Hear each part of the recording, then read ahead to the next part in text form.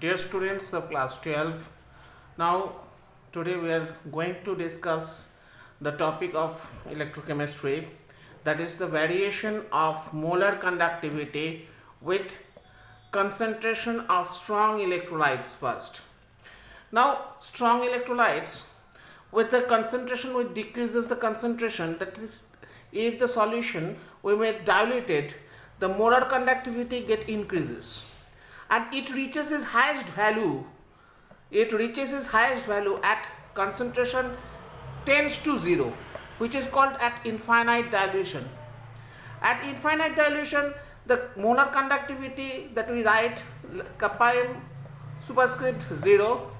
So molar conductivity become maximum at concentration tends to 0.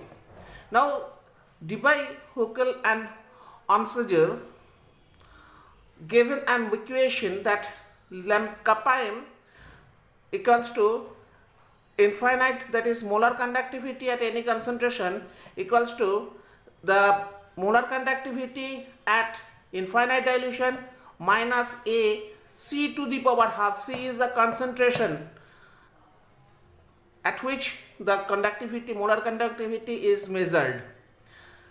Now a is a constant term. Now about the a we are going to discuss. Now if according to this equation, if we plot the molar conductivity against concentration to the power half, we get a straight line. We get a straight line for strong electrolyte. We get a straight line for a strong electrolyte. And actually, if this line we extrapolate, the dotted lines are there, extrapolate, we get the conductivity and molar conductivity at infinite dilution. Because at infinite dilution, by practical we cannot reach. And the slope of the line is minus a, and the value of a depends on the type of electrolyte. What is the type of electrolyte means? The type of electrolyte means that is the charge of cation and anion. In case of NaCl, we called it 1,1 because the charge of cation is also 1, charge of anion is also 1. So it is called 1,1 type. MgCl2, cation charge is 2, anion charge is 1, so it is 2,1 type. Same type of electrolytes have same value of A. The same type of electrolyte having same value of A depending upon the solvent, if we use the same solvent.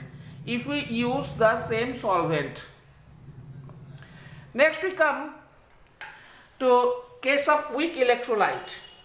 In case of weak electrolyte, if we plot the diagram, we never got a straight line.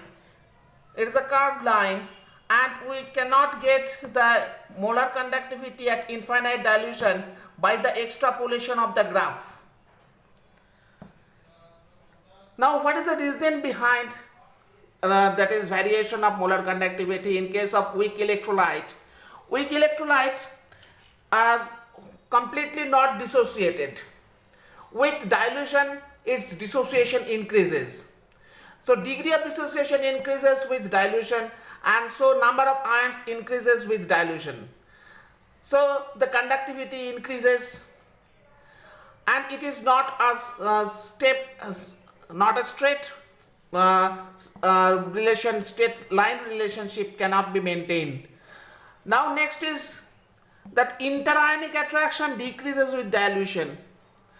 The ions, positive ion and negative ion, attracted each other, but when the solution is diluted, they become apart from each other, and thus their